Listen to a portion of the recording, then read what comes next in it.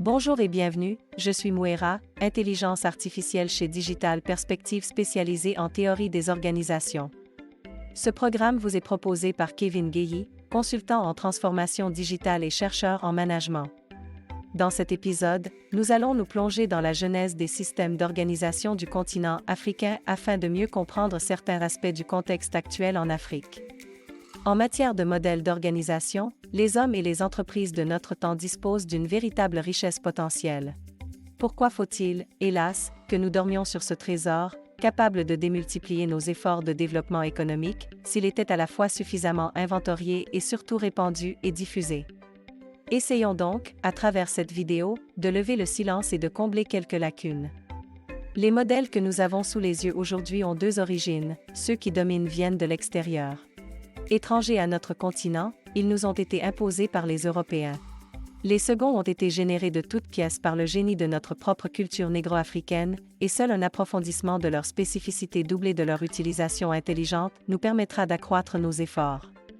Les modèles d'organisation amenés par les Occidentaux en Afrique, modèles étrangers venus d'ailleurs, ont balayé un champ étendu du spectre managérial.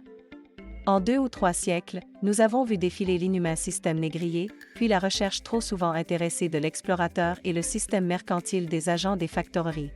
Apparut ensuite l'organisation militaire, qui laissa la place, une fois la pacification effectuée, à l'oppressante bureaucratie de l'administrateur colonial, tandis que planteurs et cadres des comptoirs mettaient en valeur les richesses de notre sol et de notre sous-sol.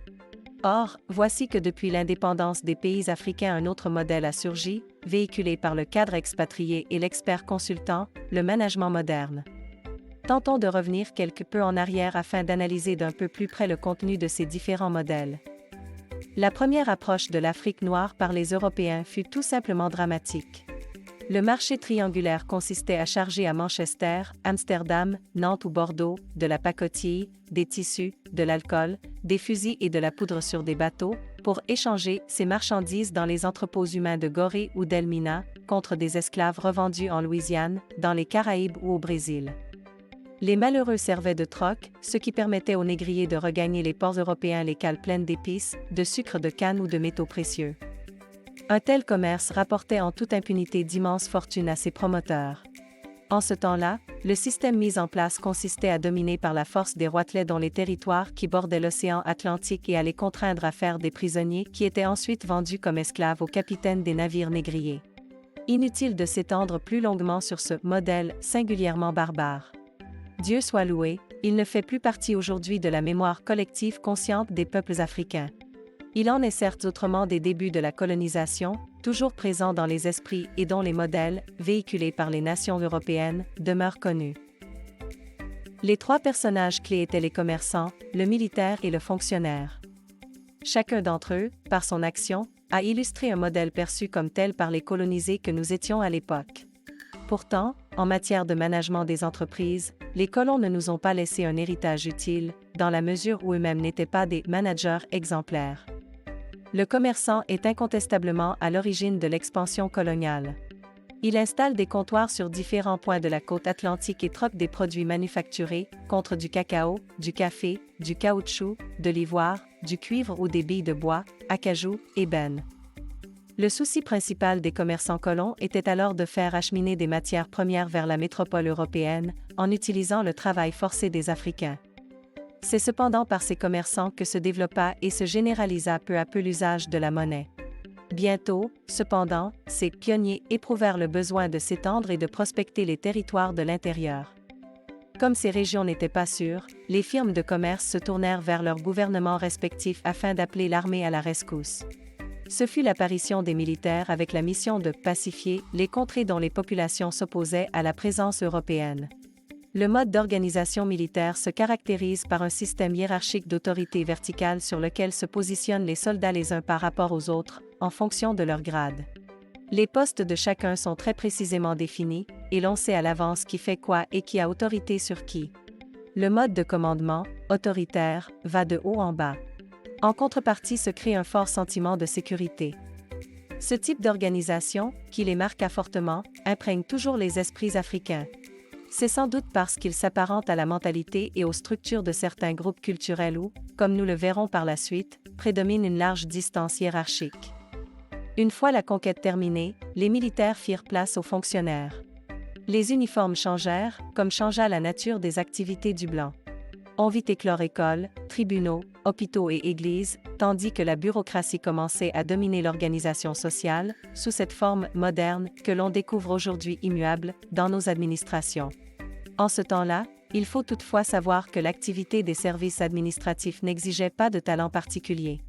Il n'existait pas ou peu d'activités industrielles, et les critères d'efficacité, de productivité ou de motivation étaient totalement inconnus des fonctionnaires d'alors et a fortiori, des commis africains engagés pour les assister.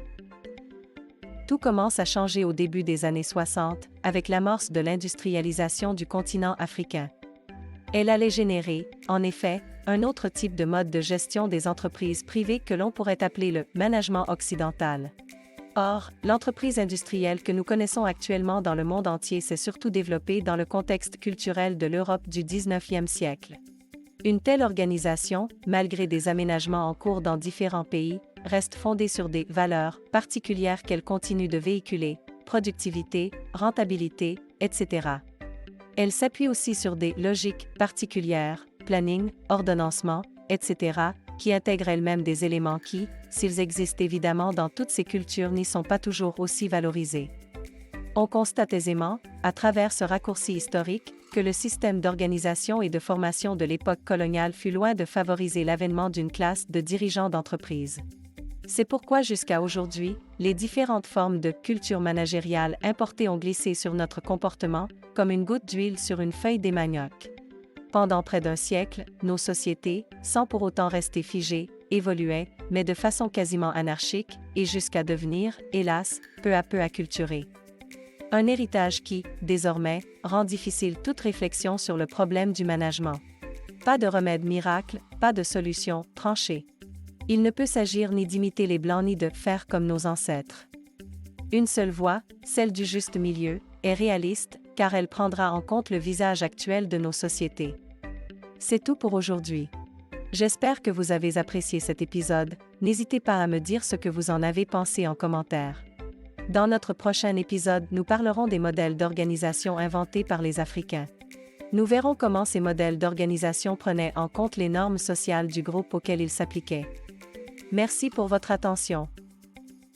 Rejoignez l'aventure Digital Perspective en allant visiter notre site internet et en vous abonnant à notre page Instagram @digiperspective. Vous pouvez également suivre notre podcast sur Spotify, Apple Podcasts et bien d'autres plateformes.